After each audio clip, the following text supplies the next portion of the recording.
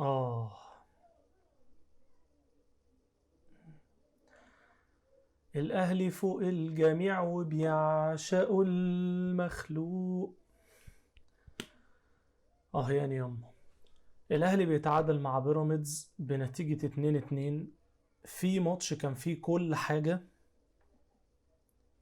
كان فيه إثارة، كان فيه ضربات جزاء، في حالة طرد، في رامي ربيعة بيجيب جون في نفسه وبعد كده بيرجع يجيب جون. بس أهم حدث في الماتش كله هو حالة الطرد. ماتش فيه كل حاجة، ولكن المان اوف ذا ماتش هو حكم المباراة. وفي حاجة هنا استوقفتني غريبة جدا جدا جدا بقى بصراحة، يعني عشان الواحد بص مخنوق من الماتش ده قوي. المحللين الجمال اللي بيقعدوا في اون تايم سبورت قالوا لك ايه بقى بين الشوطين؟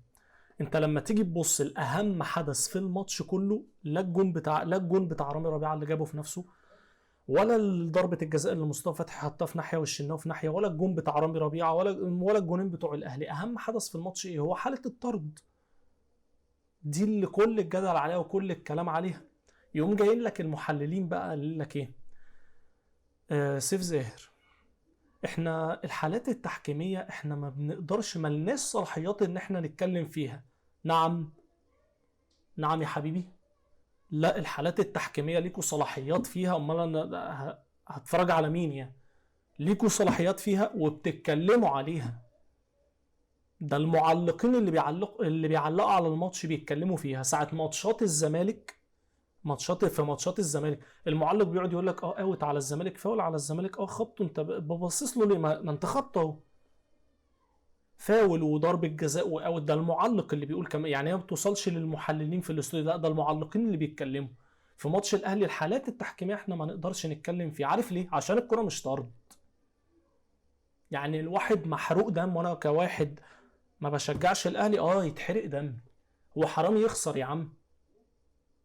هو ده نازل من السما كده؟ ما حرام يخسر؟ ما يخسر يا عم، هو وحش ما يخسر، بتساعده ليه؟ فين الطرد اللي في الكوره؟ الكوره بتاع كريم الدبيس هي طولت منه، هو بيقط القلب الملعب، الكره طولت منه ما بقتش في حوزته خلاص. انا احمد توفيق اهو، انا لو مكان احمد توفيق انا هعمل جنايه قبل ما اخرج من الملعب عشان يبقى الطرد بقى بحقه حقيقي. الكره طولت من كريم الدبيس خلاص، فما بقتش في حوزته، فانا كاحمد توفيق انا خلاص اهو انا بحجز على كورتي. طولت من احمد من الدبيس ما بقتش في حوزته، فانا بقى مع الدبيس ايه؟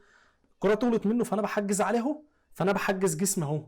هو كريم الدبيس جاي بقى، فمع حركه الجسم الطبيعيه العاديه جدا خبط في كوعي، خبط في كتفي، خبط في ظهر، خبط في اللي خبط فيه. انا اساسا والله العظيم الكلام ده يعني مش تمثيل، والله انا مش شايف الكره فاول اصلا.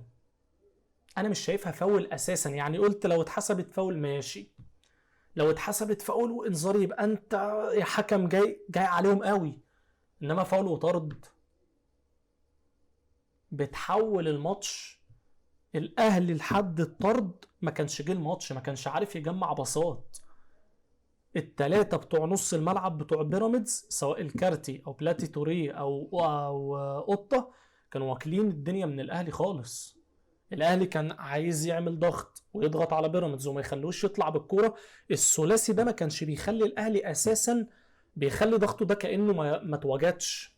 للكارتي هم عاملين مثلث، هم الثلاثه عاملين مثلث. دايما اللي بيكون ساحب علشان لعيبه الاهلي ما تكملش الضغط بتاع اللي كان بيبقى ساحب اللعيبه الكارتي وقطه. بلاتي توريه دايما هو اللي كان بينزل لتحت قوي علشان يمشي اللعب ويفتح بين الخطوط، هو اللي كان موصل الخطوط ببعضها. فبالتالي ضغط الاهلي كله ما كانش يعني ليه ايجابيه خالص خالص.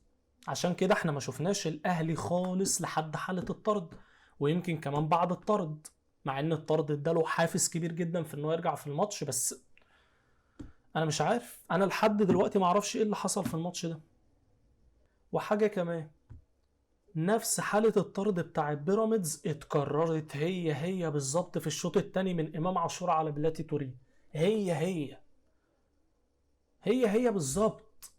بلاتي توريه كرة مع امام عاشور، بلاتي توريه بيحاول يخش يضغط عليه يقطع الكرة، نفس كرة كريم الدبيس بالظبط.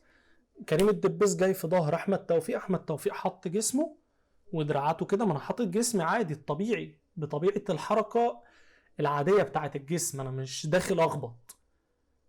فوش الدبيس مش عارف ايه خبط في ايه، ما كرة مش طرد خالص. نفس الكرة هي بلاتي توريه وامام عاشور في الشوط الثاني. بلاتي توريه بيضغط على امام عاشور، امام عاشور عامل نفس الوضعية بالظبط ورجع لها. بلاتي توريه وشه مش عارف بيخبط في ايه في امام عاشور كده بيقع.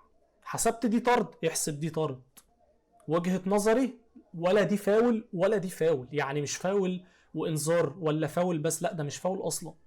يعني لا دي فاول ولا دي فاول اساسا. بس انت حسبت بقى خلاص، حسبت دي طرد، يحسب دي طرد يا باشا.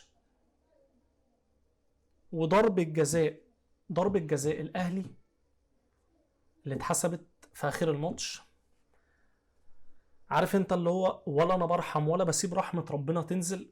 ضربة الجزاء عليها لغط، ممكن تتحسب ممكن تتحسب عادي جدا، وممكن برضو ما تتحسبش.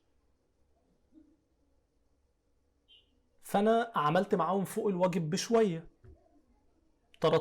طلعت طرد من جيبي مش طرد. حسبت طلعت طرد من جيبي مش طرد، حسبت ضرب الجزاء عليها لغط، ارجع لها بقى. يعني انا حسبت طرد مش طرد، ونفس الواقعة بالظبط مع لعيب من الاهلي اللي هو امام عاشور ما طردتش، يعني هنا طردت وهنا ما طردتش، ونفس الواقعة. يبقى خلاص بقى سيب رحمة ربنا تنزل بقى. ضربة الجزاء فيها وعليها خلاص، ما احسبهاش مجاملة يا عم. يبقى طلعت اسمك جاملتهم، بس شوف ربنا، شوف ربك تعمل ده كله وضربة الجزاء تضيع عشان الماتش يخلص تعادل. بس بجد انا ما شفتش سوء تحكيمي. انا ما اعرفش بقى دي نوايا، هو قاصد مش قاصد يبوظ الماتش، دي بتاعته هو، دي نيته هو. بس انا من فترة كبيرة كده كده الدوري ده دوري ضحك اصلا.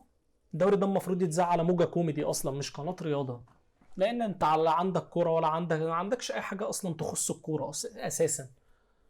الدوري ده المفروض يتعرض على موجة كوميدي مش على قناه كوره. اخر حاجه، سيبوا الكرة تتلعب زي ما هي المفروض تتلعب، ما تلعبوش في الثوابت بتاعتها. فرقة المفروض تخسر، فرقة المفروض تكسب، فرقة المفروض تتعادل. ما تلعبليش في الثوابت، تدي كل فريق حقه. النهارده ده فريق افضل مني، يبقى خلاص الطبيعي ان هو يكسبني، ممكن اعمل عليه ماتش واتعادل. انما ما تدخلوش حق، يعني ما تخليش اشياء خارجيه تخش في الكوره تبوظها. اقول لك على حاجه وما تضحكش، الدوري المصري. سلام.